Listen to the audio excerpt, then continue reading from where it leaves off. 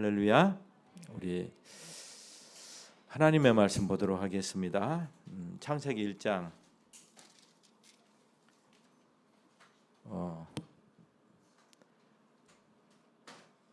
26절 말씀 한번 보도록 합니다. 창세기 1장 26절 말씀. 네, 28절까지 같이 선포합니다. 자, 시작. 하나님이 이르시되 우리의 형상을 따라 우리의 모양대로 우리가 사람을 만들고 그들로 바다의 물고기와 하늘의 새와 가축과 온 땅과 땅에 기는 모든 것을 다스리게 하자 하시고, 하나님이 자기 형상 곧 하나님의 형상대로 사람을 창조하시되 남자와 여자를 창조하시고, 하나님이 그들에게 복을 주시며 하나님이 그들에게 이르시되 생육하고 번성하여 땅에 충만하라. 땅을 정복하라. 바다의 물고기와 하늘의 새와 땅에 움직이는 모든 생물을 다스리라 하시니라. 아멘. 아멘. 우리가 하나님의 형상에 대해서, 또 하나님께서 자기 형상대로 사람을 만드셨다고 말할 때 그런 의미가 뭘 말하는지를 우리가 바르게 알면, 우리가 창조주 하나님을 알고 또 우리를 알 때 우리는 우리 삶을 바르게 살아갈 수 있습니다. 아멘. 그냥 우리가 예수 믿고 그냥 내가 내 맘대로 살아 이렇게 사는 것이 아니라, 자기 존재 이해로부터 자기 행동과 자기 욕망과 또 자기의 삶의 방식이 결정돼요. 그러니까 우리가 하나님을 아는 것을 통해서 우리는 우리 자신을 알 수 있습니다. 사람을 만들기 위해서 하나님께서 논의하셨죠. 특별한 방법으로 만들기로 하십니다. 그리고 하나님께서 사람을 직접 자기 손으로 만든 그런 존재로 그렇게 만들려고 합니다. 그래서 사람을 하나님의 형상과 모양대로 만들기로 하심으로 하나님의 인격의 복사물로 만들기로 하십니다.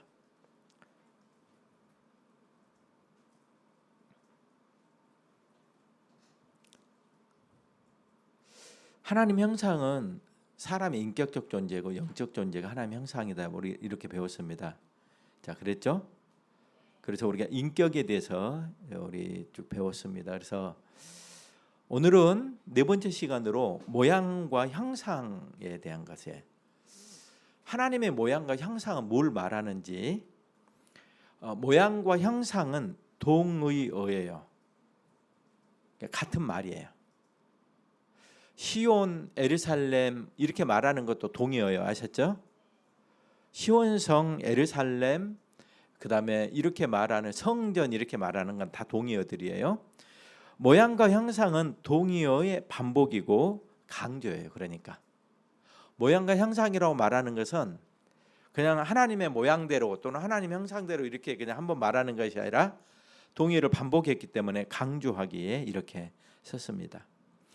모양과 형상은 다른 새로운 요소로서의 형상을 보충하는 것이 아닙니다. 그러니까 모양이 있는데 거기다 형상을 또 만들었다, 이런 보충어가 아니라는 거예요. 동의어이고 또 동의어의 반복이고 강조입니다. 자, 하나님 형상이 뭐예요? 모양이 뭐죠? 무한하신 영이신 하나님은 보이지 않습니다. 왜냐하면 영이시기 때문에. 또 모양과 형상도 없습니다. 피조물의 존재 방식은 시간과 물질과 공간 안에서 존재하도록 그렇게 만들어졌어요. 이게 피조물의 존재 방식이에요. 무한한 영이신 하나님은 보이지 않습니다. 그죠? 모양과 형상도 없습니다. 하지만 우리 눈에는 보이지 않지만 하나님은 존재자로서 존재하셔요. 존재하심으로 하나님의 존재를 우리의 인식 방식인 모양과 형상으로 하나님의 존재를 표현한 것, 이것이 하나님의 모양과 형상이라고 말하는 거예요. 하나님 자기를 계시하실 때 우리 것을 가지고 자기를 계시하셔요. 그러니까 우리에게는 뭐가 있냐면, 우리는 어떤, 자, 이게 뭐예요? 이게 뭐예요? 자, 이게 뭐예요? 이걸 어떻게 하냐면 우리는 모양으로 아는 거야. 이해되셨죠? 이처럼 만물을 우리가 인식할 때, 우리는 그 존재를 인식할 때, 괴물들을 인식할 때 그 모양을 따라서 그 존재를 인식해요. 그러므로 우리의 눈에는 보이지 않지만 존재자로 하나님의 존재하심으로 하나님 존재하셔요. 뭐 하나는 어떤 영적 실체를 믿는 게 아니라 그분이 존재하시는데 이 존재하신 하나님을 우리의 인식 방식인 모양과 형상으로 하나님의 존재를 표현한 거야. 존재하신다라는 것을. 하나님은 모양과 형상이 없습니다. 창조 세계의 물질적 존재들에게만 모양과 형상이 있어서 우리는 어떤 존재를 어떤 개체물로 괴물로 인식할 때 모양이나 형상으로 존재를 인식합니다. 그러니까 우리의 개념으로 우리의 존재 방식의 이해대로 표현한 것입니다. 왜냐하면 물질적 존재에게만 모양과 형상이 있습니다. 영은 물질이 아니므로 모양과 형상이 존재하지 않습니다. 아셨죠? 어떤 이단들은 그러니까 모양과 형상대로 만들었는데 남자 여자를 만들었기 때문에 하나님의 남자와 여자다 이렇게 말하는 것은 궤변이라 그래요. 그런 것은 없는 거예요. 근데 우리는 그걸 얘기를 못해요. 왜 그러냐면 하나님 형상과 모양이 뭐냐를 몰라요. 그냥 대충 믿으면 되지. 알지 못하고 어떻게 믿어요? 늘 혼란이 계속되죠. 그래서 성경에 이렇게 말합니다. 아는 것, 믿는 것과 아는 것 안에서 자라가야 된다고. 우리는 먼저 예수 그리스도의 복음으로 제자가 돼야 돼요.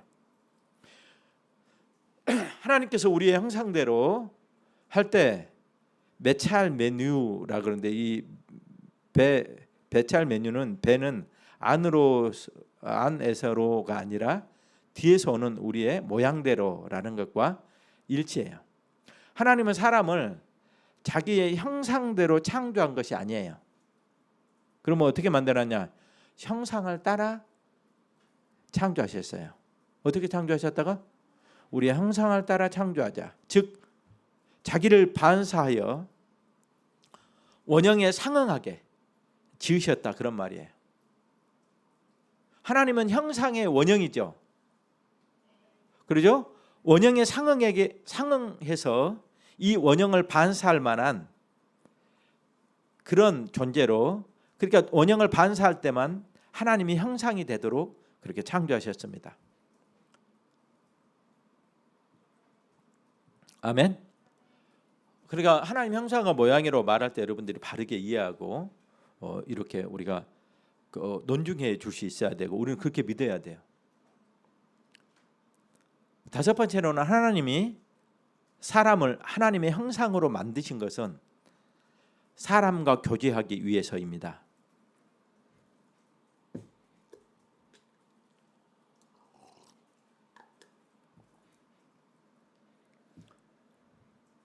하나님은 사람을 만드심으로 사람과 교제하기를 원하셨습니다. 그래서 사람을 영적이고 인격적 존재로 만드신 거예요. 자기와 유사한 인격으로 지으심으로 교제는 인격 간에 가능하기 때문에 그렇습니다. 여러분 강아지하고 교제가 돼요?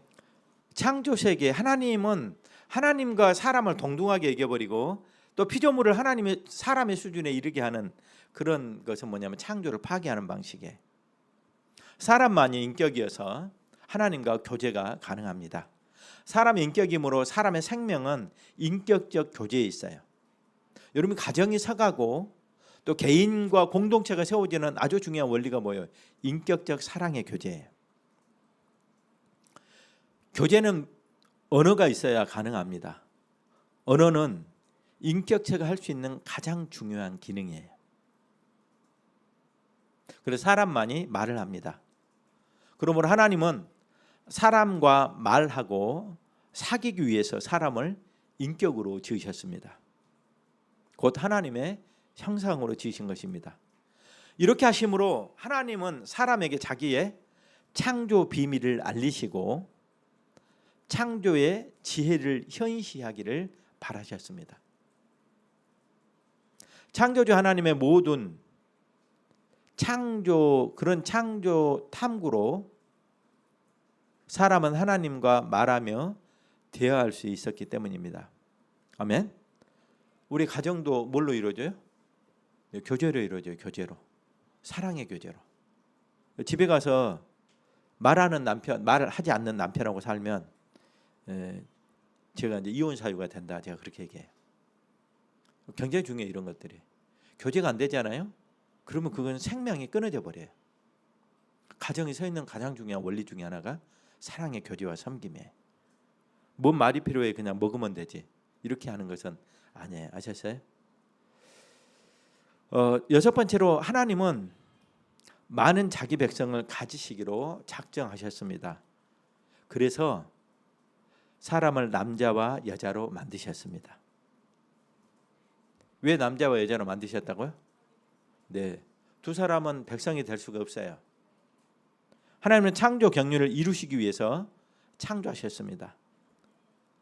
만물은 자기 백성의 거소로 창조하셔서 사람을 하나님의 형상으로 만드셔서 자기 백성이 자기 형상인 인격이고 영적인 존재가 되게 하셔서 하나님과 교제하며 또 하나님을 알므로 하나님을 섬기는 백성으로 만드셨습니다.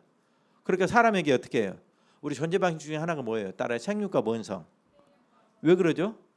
백성을 만드시기 위해서 그래요. 결혼의 가장 중요한 목적 중에 하나가 뭐냐면 사랑의 교제예요.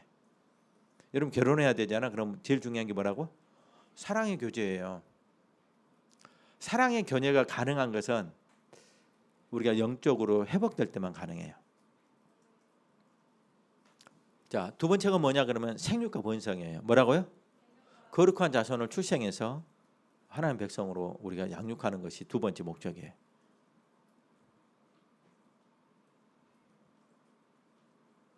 그러니까 남자와 여자로 만드신 것은 하나님이 남자와 여자이기 때문이 아니라 뭐 하기 위해서?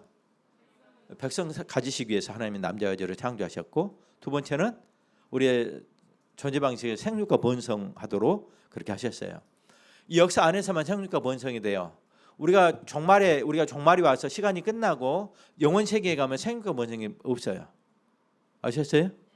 이 역사 안에서 하나님의 역사를 창조하셔서 생육하고 번성하도록 하신 것을 하나님 백성 가지시기 위함입니다.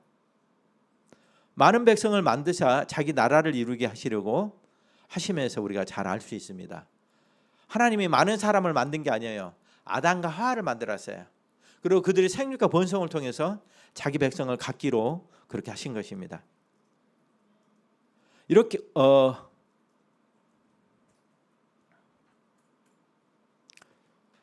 자녀들을 낳고 길러서 하나님의 백성이 될 수 있을지를 가르치기 위해서 하나님께서는 이렇게 남자와 여자로 만드시고 생육과 번성하도록 하셨어요.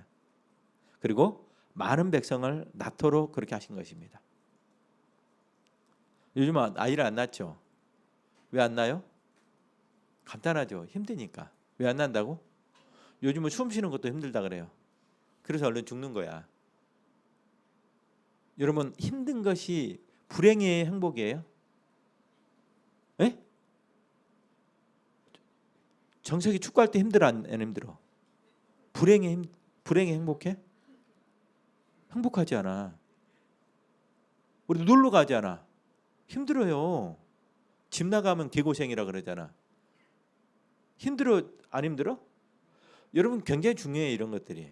우리 뇌가 인식하는 방식이 있어요. 죄는 부정적 감정을 유발시켜 우리에게. 뭘 유발시킨다고? 그러면 어떤 것이 인식할 때 우리가 그것이 고통이라고 느끼게 해버려요. 저는 여러분들이 주님의 백성으로 살아가는 삶의 도리들을 바르게 알고 또 은혜 안에서 여러분 삶을 살아갈 수 있기를 원합니다. 많은 백성들이 하나님께 나와서 자기들의 모든 문제를 하나님과 논의하기를 바라십니다. 그러니까 강아지는 기도할 수 있어요, 없어요? 있어요? 뭐 유튜브에 보니까 강아지가 이렇게 하더라고. 기도하는 거 하더라고. 기도하는 것이 아니죠. 그냥 답답해서 하는 거예요.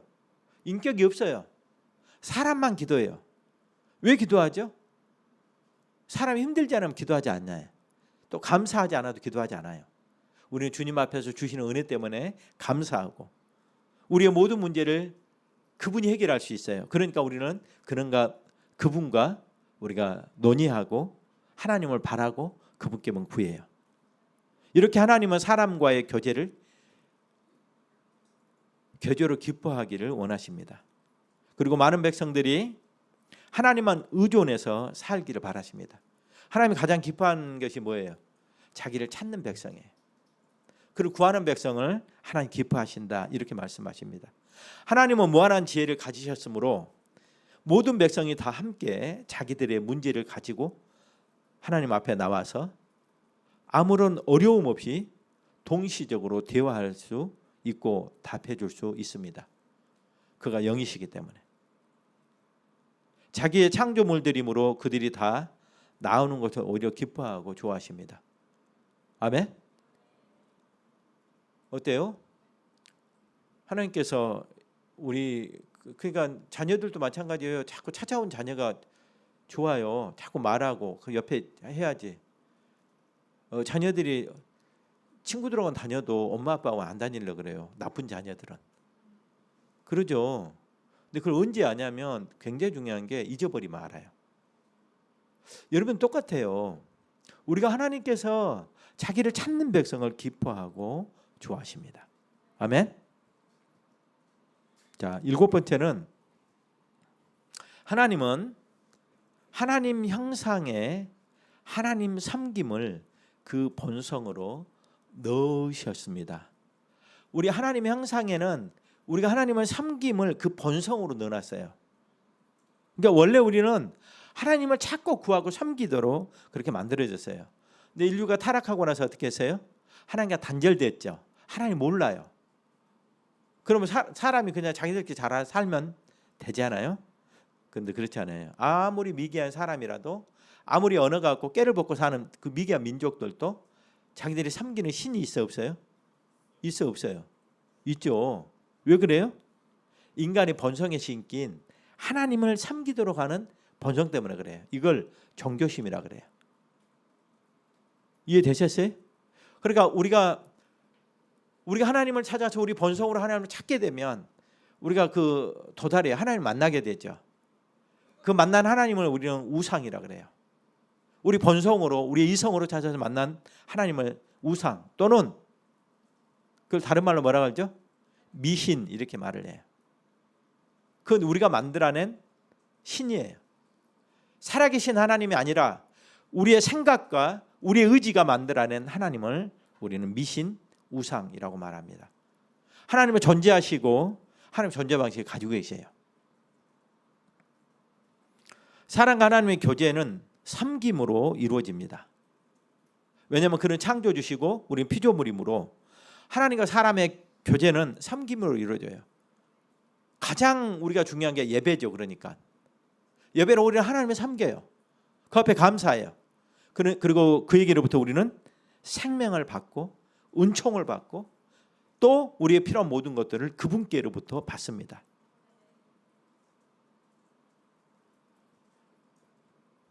그러니까 우리와 하나님의 교제는 하나님 섬김으로 이루어지게 하셨습니다. 그러므로 하나님은 사람을 만드실 때 그 심장에서 하나님을 섬겨야 함을 당연한 것으로 알도록 종교의 씨를 심어주셨습니다. 그러니까 하나님 찾지 않는 사람은 아무도 없어요. 뭐 과학을 해갖고 카이스트 다니는데 막 과학자 다 해요. 쓸데없어요. 그 사람들도 다 주님 찾아요. 하나님 어딨냐고 그런 사람이 기도해달라 그래요. 그것은 그가 아무리 부정할 수 없는 그 하나님의 존재가 그 본성에 심겨 있기 때문에 그렇습니다.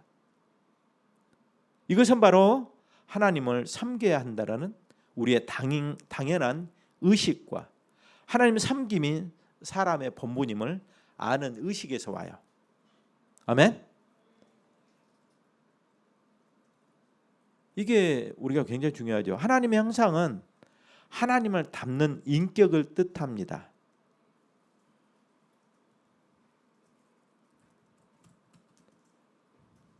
그리고 하나님을 섬겨야 한다라는 당위 의식을 포함해요. 우리가 하나님의 형상은 하나님을 닮는 것을 뜻하기도 하지만 그 안에는 우리 본성이 하나님을 섬겨야 한다는 당위적 의식이 우리 안에 내재되어 있어요. 하나님을 섬기지 않으면 불안해요. 그러므로 그리고 하나님을 섬겨야 사람이 자기 본분을 다해서 생명에 이를 수 있다라는 지식을 뜻합니다. 하나님 섬김이 우리의 생명이에요. 왜냐하면 그게 존재 목적이기 때문에. 그래서 하나님 섬김에 기쁨이 있게 하셨습니다. 하나님 섬기면 기뻐요. 자기를 위해 사는 것은 공허한 일이에요. 사람들은 늘 허무해요.